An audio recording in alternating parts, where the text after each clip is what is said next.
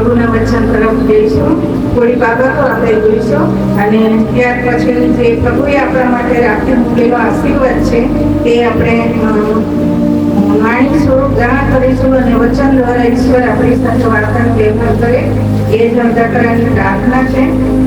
એસ્તેરનું પુસ્તક, એસ્તેર વિશે તમે બધા જાણો છો. એસ્તેરનું પુસ્તક એનો 7મો અધ્યાય અને 3 અને 4 કલમ આપણે વાંચીશું.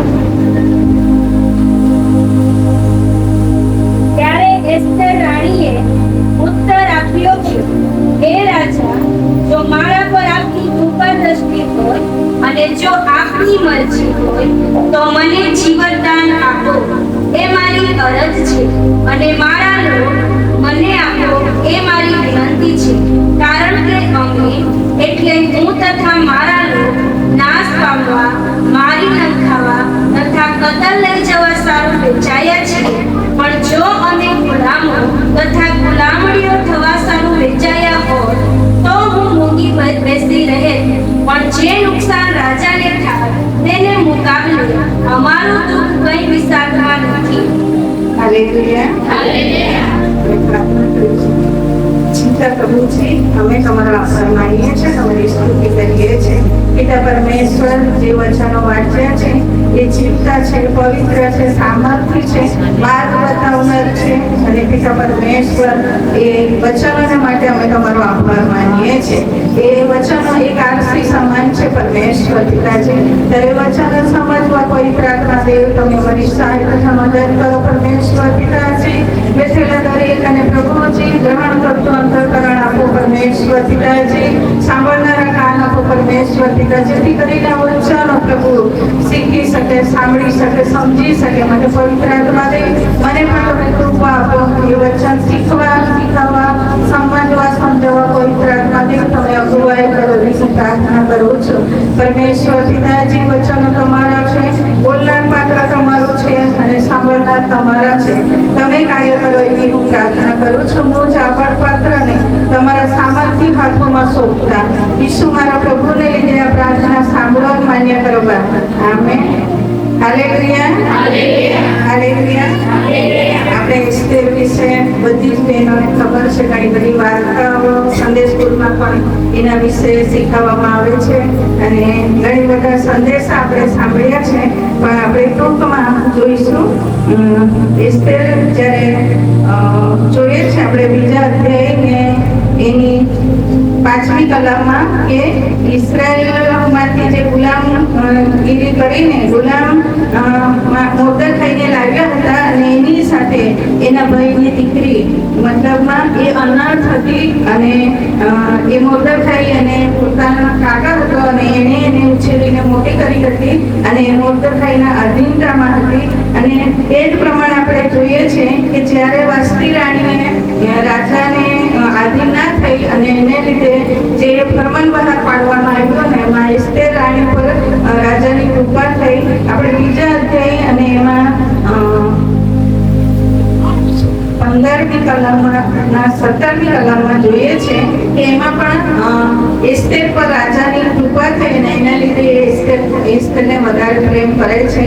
અને આપણે જોઈએ છીએ એ જ પ્રમાણે કે 5મા અધ્યાયમાં જ્યારે એસ્તેર રાણી મોર્દખાઈ એસ્તેર રાણીને કહે છે કે આપણા યહૂદી સમાજ અને આપણે પોતે પણ એક રાજાએ ફરમાન પાડ્યું છે અને આપણે નાશ કરવાને માટે ફરમાન પર સહી થઈ છે. ત્યારે મોર્દખાઈએ એસ્તેર રાણીને કીધું અને એસ્તેર રાણીએ કીધું કે આજે તમે મારા માટે ઉપવાસ કરો. અને એણે 3 દિવસ અને 3 રાત એની સાથે એની દાસીઓને ઉપવાસ કર્યો અને એના લીધે જ્યારે યહૂદી પ્રજાનો નાશ કરવાને માટે રાજાનું ફરમાન બહાર પડ્યું અને એસ્તેર રાણીએ ઉપવાસ કર્યા અને એની દાસીએ ઉપવાસ કર્યા. અને ત્યાર પછી રાજા પાસે જાય છે અને એસ્તેર કહે છે કે ભલે મારો નાશ થાય પણ હું રાજા પાસે જઈશ.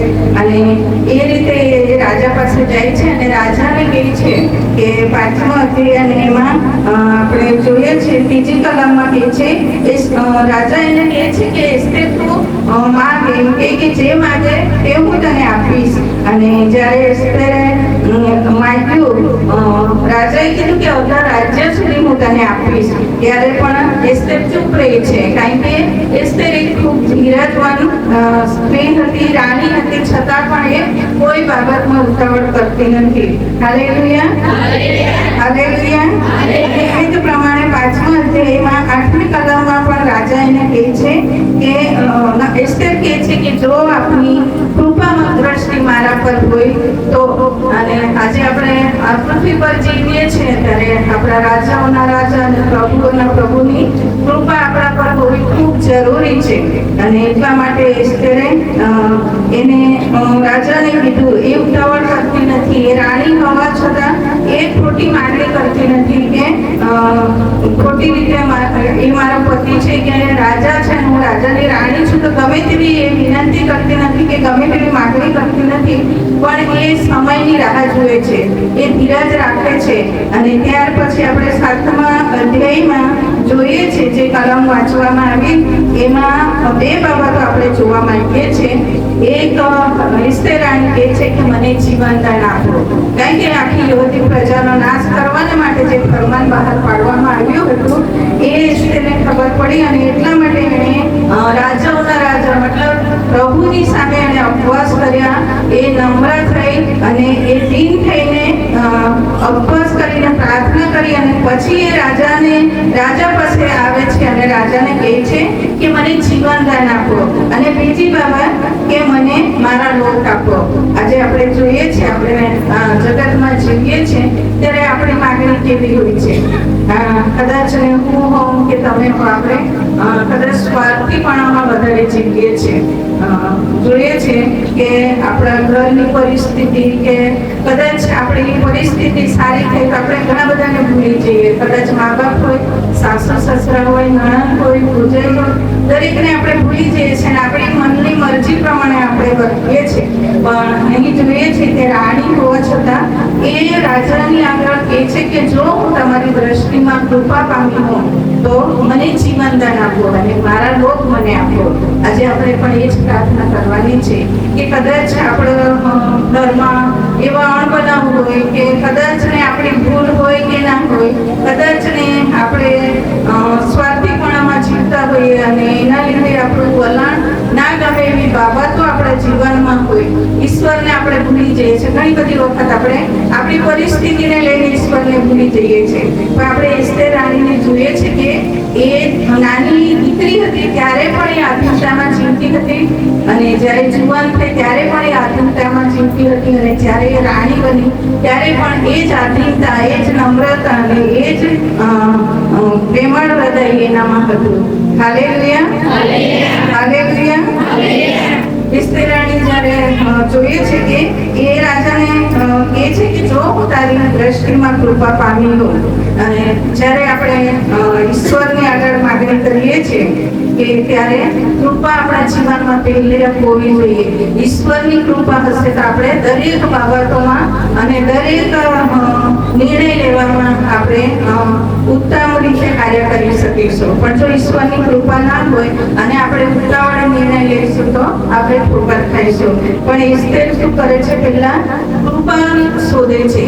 એ રાજાઓના રાજા અને પ્રભુની કૃપા તો એના પર હતી જ, એના માટે એ રાણી બની શકી. પણ જ્યારે રાણી બની ત્યારે પણ એ રાજાને કહે છે કે જો હું તારી દ્રષ્ટિમાં કૃપા પામી હોઉં તો તું મને જીવનદાન આપ. અને એ ખૂબ ધીરજ રાખે છે અને એ રીતે એ માંગણી કરે છે કે પ્રભુ મારા રાજાને કહે છે કે તમે મને મારા લોક આપો. અને એસ્તેર નમ્ર ભાવે રાજાને વિનંતી કરે છે. એવું નથી ઈચ્છતી કે એ તો રાજા છે ને મારો પતિ છે તો હું એને ડાયરેક્ટ કહું કે તું મને મારા લોક આપ. પણ ના, એ પહેલા એવું વિચારે છે કે મારા પર કૃપા દ્રષ્ટિ હોય તો તું મને મારા લોક આપ. અને બીજી બાબત એના વિશે આપણે જોઈએ છે કે પહેલી બાબત એ કૃપા પહેલા શોધે છે અને પછી માંગણી અને વિનંતી કરે છે. બીજી બાબત એ પોતે એકલી બચવા માટે એ રાજાને વિનંતી કરતી નથી. એ પોતાની વિનંતી તો કરે છે પણ પોતાના લોકને માટે પણ વિનંતી કરે છે. એની વિનંતી ને માંગણીમાં સંતુલન છે. કદાચ આપણે હોઈએ તો બીજાનું જે થાય તે પણ રાજા તું મને બચાવી લે એવી કદાચ આપણે વિનંતી કરીએ કે માંગણી કરીએ, પણ એ એવું નથી કરતી. એસ્તેર કહે છે કે એ પોતાના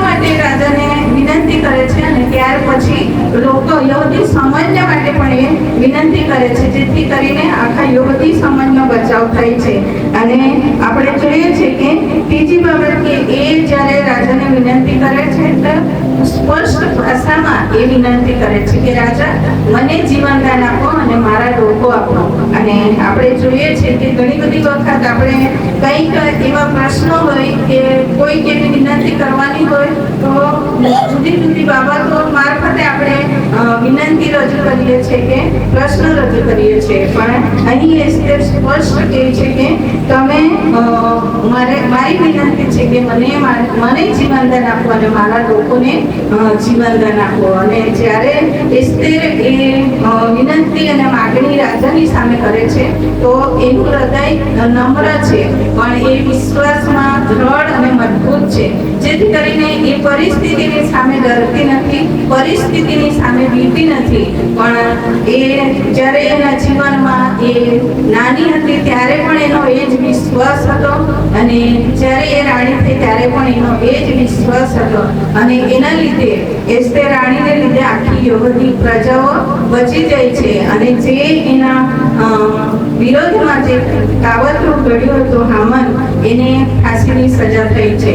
જ્યારે આપણા જીવનમાં એવી પરિસ્થિતિઓ આવે છે, કદાચ આપણે સારી પરિસ્થિતિઓમાં છીએ તો આપણે દરેકને માટે સારું કરવાની ભાવના રાખીએ, ભલાઈ કરવાની ભાવના રાખીએ અને કદી પણ કોઈનું ખરાબ ના ઈચ્છીએ. ઘણી બધી વખતે આપણે જોઈએ છે કે આપણી સારી પરિસ્થિતિમાં આપણે બધું જ ભૂલી જઈએ છીએ. આ પૃથ્વી પર આપણું જીવન થોડા સમય માટે છે એ પણ ભૂલી જઈએ છીએ. આપણે ના વર્તવાનું વર્તન કરીએ છીએ, કદાચ આપણા ઘરના સાથે હોય, આપણા અડસ પડોશ સાથે હોય, આપણા સાસુ સસરા સાથે હોય, આપણે બધું ભૂલી જઈએ છીએ કે આપણે થોડા સમય માટે આ પૃથ્વી પર છે. પણ એસ્તેર રાણી એવું નથી કરતી. એસ્તેર રાણી પોતાના લોકોને માટે ચિંતા રાખે છે, આખી યહૂદી પ્રજાને માટે ચિંતા રાખે છે અને આખી યહૂદી પ્રજાને બચાવે છે. આપણે ગીત શાસ્ત્ર 2 માં પણ જોઈએ છે કે વિદેશીઓને વારસા તરીકે હું આપીશ, તું માંગ, એવું કહે છે. આજે જ્યારે આપણા ઘરના લોકો જો પ્રભુથી દૂર છે તો આજે આપણે ઈશ્વર પાસે માંગવાની જરૂર છે કે જેઓ પ્રભુને ઓળખતા નથી, પ્રભુથી દૂર છે, કે જેઓ સતત અમારી ઉપેક્ષા કરે છે કે અમારી સાથે સારું નથી વર્તતા, તેઓના માટે પણ આપણે એ જ માગણી કરવાની જરૂર છે, એ જ વિનંતી કરવાની જરૂર છે, જેથી કરીને જે રીતે એસ્તેરે માગણી કરી, વિનંતી કરી અને આખી યહૂદી કોમ બચી ગઈ. આજે પ્રભુનું આવવું ખૂબ જ નજીક છે, ત્યારે આપણે પણ એ જ કૃપા દેવ પાસે માંગીએ અને આપણે એ જ પ્રાર્થના કરીએ કે જેટલાએ પ્રભુનો સ્વીકાર નથી કર્યો તેઓ પ્રભુનો સ્વીકાર કરે, તારણ પામે અને તેઓના આત્મા બચે. એ આપણે પ્રત્યેક બહેનોની ફરજ છે. ત્યારે વિશેષ કરીને આપણે ઈશ્વરની આગળ પ્રાર્થનામાં રહીએ અને પ્રાર્થના કરીએ કે ઈશ્વર આપણને એવું મન આપે જે ઈશ્વર આપણા અબ્બા બાપ તેવાનો અધિકાર આપ્યો છે અને આપણે જે માંગીએ છીએ તે ઈશ્વર આપણને આપે છે. અને આપણે જોઈએ કે માથી 21 ને 22 અને જે કંઈ તમે વિશ્વાસ રાખીને પ્રાર્થનામાં માગશો તે સગળું તમે પામશો. અને એટલા માટે જ્યારે એસ્તેરે વિશ્વાસ રાખ્યો, નમ્ર હૃદયે અને રાજાની આગળ માગણી કરી, એ પહેલા એણે રાજાઓના રાજા પ્રભુની આગળ માગણી કરી અને આખી યહૂદી કમ બચી ગઈ. વાલી બહેનો, આજે આપણે એ જ કરવાની જરૂર છે. આપણે આજુબાજુ અડોશી પડોશી આપણા ઘરના અને આજે દુનિયાના ઘણા બધા લોકો તારણ નથી પામ્યા, તેઓના માટે આપણે આગ્રહથી પ્રાર્થના કરીએ કે જેથી કરીને દરેક લોકોનો બચાવ થાય, નાશ ના પામે. પણ પ્રભુના આવવું ખૂબ જ નજીક છે, ત્યારે આપણે આ સેવા, પ્રાર્થનાની સેવા કરીને આપણે ઘણા બધા આત્માઓને બચાવી શકીએ છીએ.